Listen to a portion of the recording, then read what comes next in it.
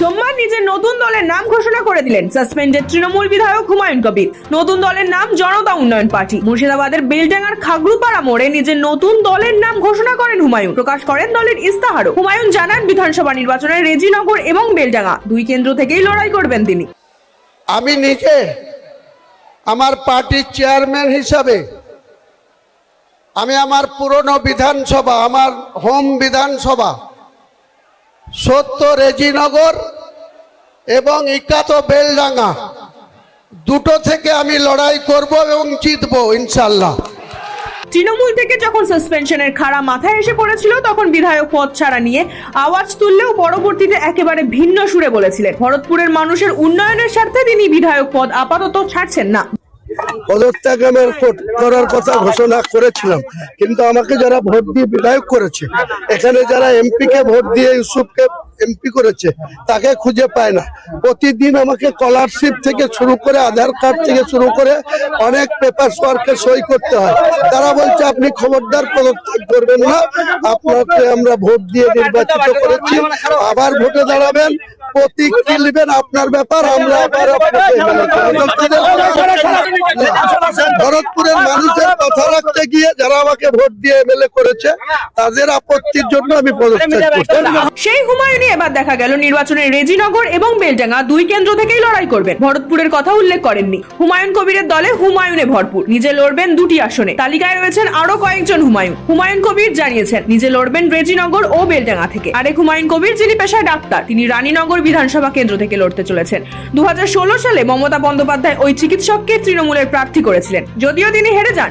অন্যদিকে কলকাতার বালিগঞ্জ বিধানসভা, যেখানে উপনির্বাচনে বাবুল সুপ্রিয় তৃণমূলের টিকিটে জয়ী হয়েছিলেন, সেই কেন্দ্র থেকে জনতা উন্নয়ন পার্টির প্রতীকে লড়াই করবেন নিশা চট্টোপাধ্যায়। আরেকজন হুমায়ুন কবির লড়বেন ভগবান গোলায়। পেশায় তিনি বিশিষ্ট ব্যবসায়ী। অন্যদিকে মুর্শিদাবাদ 64 বিধানসভা কেন্দ্র থেকে লড়বেন মনীষা পান্ডে। অর্থাৎ যা দাঁড়ালো তা হলো চারটি আসনে লড়ছেন ভিন্ন ভিন্ন হুমায়ুন। দুটিতে একা দলনেতা হুমায়ুন কবির, বাকি দুটিতে আরো দুই।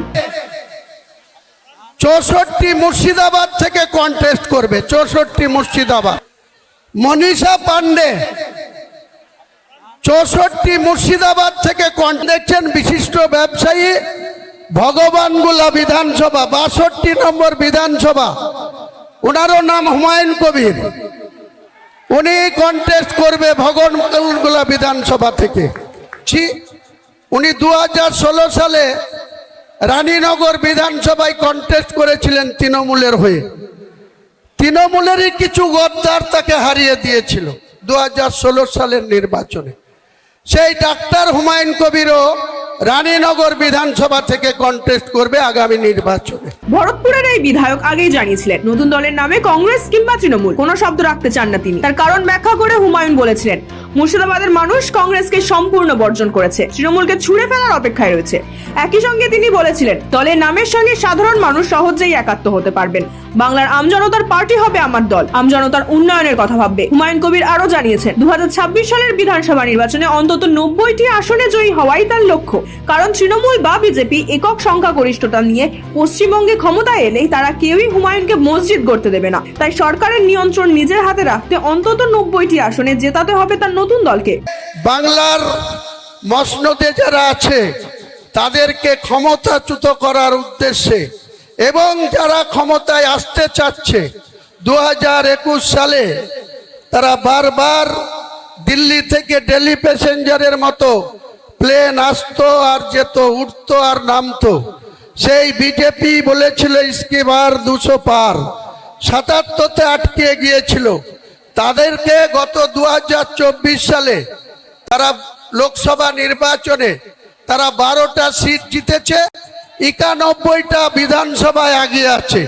তাদেরকেও 100র গণ্ডিতে আটকে রাখার উদ্দেশ্যে আমরা আগামী দিনে কতগুলা বিধানসভায় লড়াই করব, সময় মতো আপনারা জানতে পারবেন। যদিও হুমায়ুনের দল গঠন এবং আসন্ন ভোট সংক্রান্ত দাবি দাওয়া নিয়ে চরম কটাক্ষ করেছে রাজ্যের বিরোধী দলনেতা শুভেন্দু অধিকারী। হুমায়ুনের দলের নাম নিয়ে টিপ্পনিও কেটেছেন, ওটা জামাত উন্নয়ন পার্টি রাখা উচিত ছিল, নামটা ভুল হয়ে গিয়েছে। জামাত উন্নয়ন পার্টি, ওটা জামাত উন্নয়ন পার্টি করতো,